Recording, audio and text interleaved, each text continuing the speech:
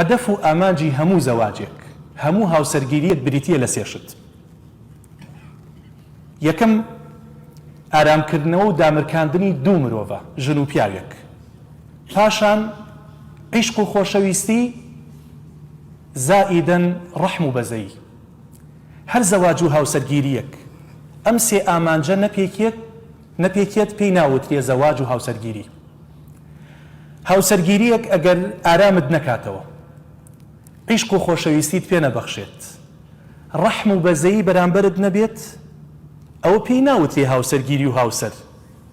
بگرە ئەمە مار و دوو پشکە لە بەرگی مرۆڤێکە هەر ڕۆژە و بە چەشنێ ئەتکوژێت. بۆیە ئەگەر ژنتان هێنا، هاوسەرتان پێک هێنا، هەوڵدەن ئەو سێ ئامانجە بپێکن. هەوڵدا ماڵێکی ئارامت هەبێت.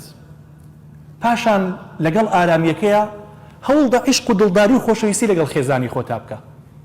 پاشان ئەبێ ئەو پەڕی سۆز و محەبەت و ڕەحم و بەزەیی بەرامبەر بە خێزانەکە تا هەبێت.